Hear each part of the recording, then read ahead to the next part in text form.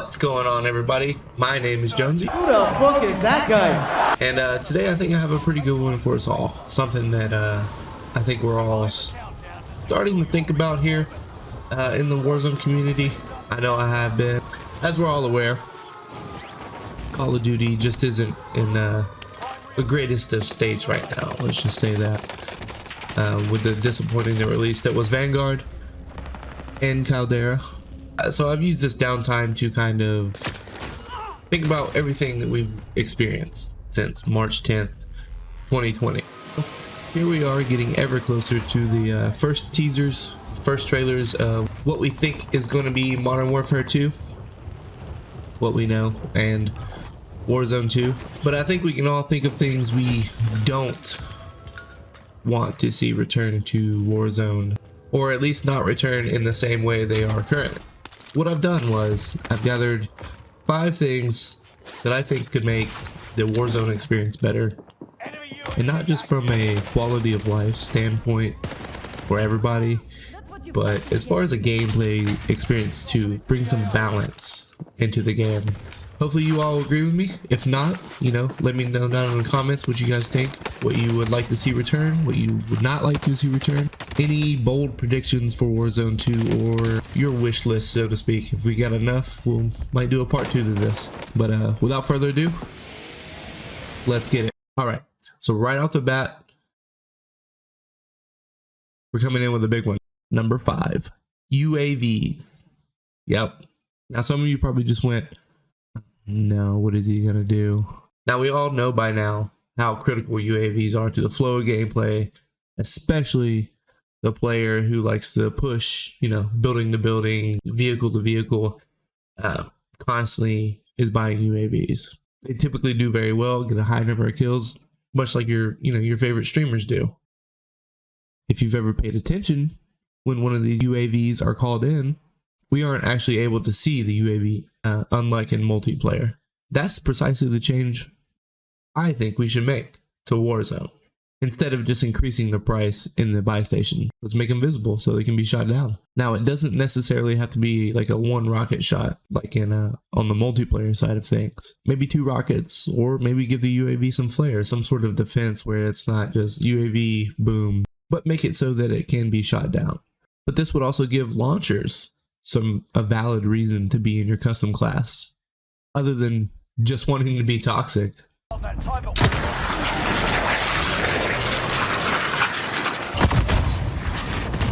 So yeah, let's just make them visible, being able to be shot down, stop increasing the price in the buy station, and let's just have fun. Heads up display or hood. Now, I'm not saying our current heads-up display is poorly designed or doesn't make sense by any means, because it does. It fits, it works, it's functional. I think this is one of those things that we've seen by now, what we need on the screen, what we do not need on the screen. Now, a lot of this segment, a lot of this piece here, I'm going to have to fully agree with another YouTuber, BurterSpeed, who actually featured this entire segment in his video called The Little Things, Call of Duty Warzone. Now, most of you have probably seen it. If you haven't, I'll put it down below. Go check it out. It's super informative. One of the best breakdown videos of Call of Duty Warzone I've ever seen, and a lot of people agree with what he says in his videos. So go look it up, check it out. He wasn't saying that we need to like completely revamp our heads-up display that we currently have, because it's fine. Like I said, most people would agree that it is functional, it gets the job done. As far as playing in squads, for example, or quads, we just need to have that communication process streamlined across the board. So in a quad scenario or a team scenario in general, you know what everybody has. So yeah, full credit goes to BurterSpeed on this whole segment. Pretty much he had the idea, and I'm just like reiterating it, because what he had to say was so well thought out and represented well on the screen. It gives a little more information of what your teammates are carrying as far as plates, ammo, kill streaks, stuff like that, that you don't have to waste time asking. Number 3, yes, these things, vehicles. Now, before you get angry at me, wait. I don't want them removed from Battle Royale or Warzone per se.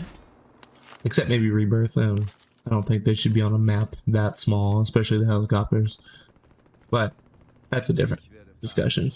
But in traditional battle royale or BR mode, it seems like there's always one person or one team that refuses to get out of their vehicle and fight. They drive around, crushing everybody, probably with a trophy system on top of their car, crushing everyone. Which brings me to this. All vehicles, yes, all vehicles should be disabled at the start of the 4th circle. Isn't too big, it's not too small. I feel like it's a good happy medium for vehicles to be turned off. Players will have to get out, exit their vehicles, and make the trek on foot and fight.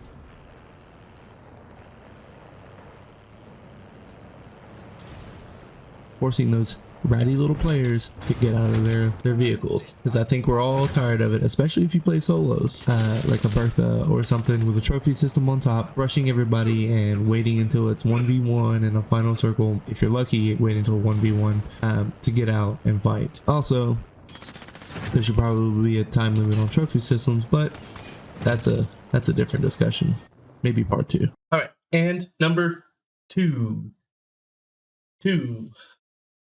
buildings, or more specifically, the flow of the buildings. Coming from Verdansk to Caldera, they tried to make significant improvements to the buildings, which, you know, overall they did. The buildings had a lot more entry points, a lot more like flank points.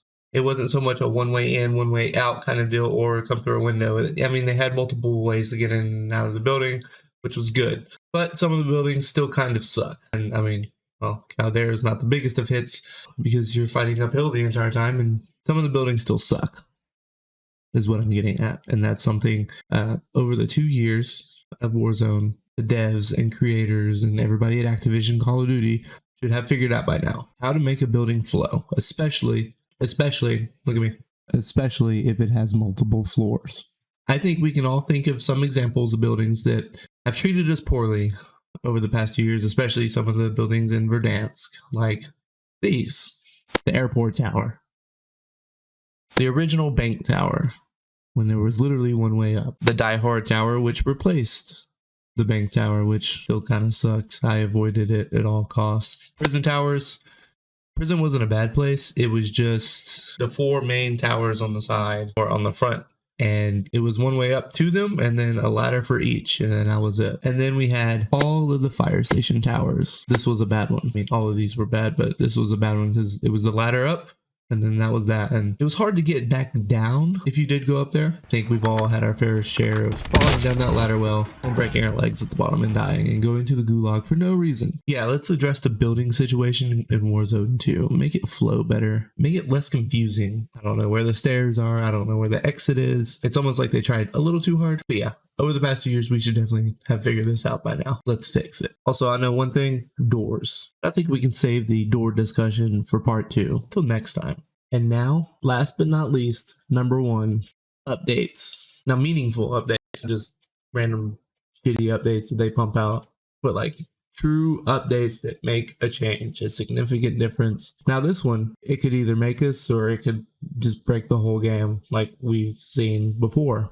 Now, what we saw with Verdansk over the course of its lifetime, yes, they started giving us updates, some map changes, but at the end, it just didn't feel the same. It felt totally different. It just wasn't as fun. It kind of killed it, ruined it, and you know, in my opinion. With Call of Duty and Activision wanting to be as transparent as they can be, I feel like they have to be at this point, since we're going to get this Call of Duty for 2 years, dedicated for 2 years. They have to be transparent. They have to give us these quality of life updates that we're asking for. They should take feedback from the community, you would think, right? We have seen some good updates over the time. We have excellent updates, like the first Halloween event. That was fantastic. It was a great update. Those few months between that Halloween event and the in-game Cold War reveal event, the active measures, that one was, Jesus, that was, they couldn't have done it any better. So damn cool. But that, I feel like that time frame, I think, was peak Warzone. I've heard a few other people say that as well. That was like I feel like that's a perfect time where we've been in Warzone enough where we're super familiar with everything. We're getting some updates. We figure out what weapons are working best. We're learning the map really well. So that point, like peak Warzone, and then after that, it was just a slippery slope. And then it wasn't until we got into the Cold War lifetime when, you know, it started to fall off, and we heard less, we saw less. Things got worse. Anyway, but quality of life updates and map changes, I'm not saying they have to be huge, but something to make it feel fresh. Maybe a change in like in-game season, a change of lighting, adding something kind of like they did with the train, the subways, those sort of things. Just something to keep us from getting bored, from the map getting stale. That's what we don't want to see, especially with a 2-year lifespan we're looking at. Call of Duty fans don't have the longest attention span. We get bored pretty fast. I think it's in part Activision in general, how they have been as a company the past, almost a decade of Call of Duty releases. It seems like they didn't care. So it's like the hype builds up and then we get a game and then everybody's all excited and then it dies. So the updates to keep it fresh are going to be crucial, and then I'm not just talking about the fucking bundles over and over every other day. It's like, oh, colors can get you this new gun, this new bundle. No, fuck that. We want real meaningful updates for everybody, not people who want to drop 20 bucks in the store to get a broken gun and a skin and a calling card. Those are the 5 things I think could make Warzone 2 a much better place for everybody and more enjoyable throughout its lifespan.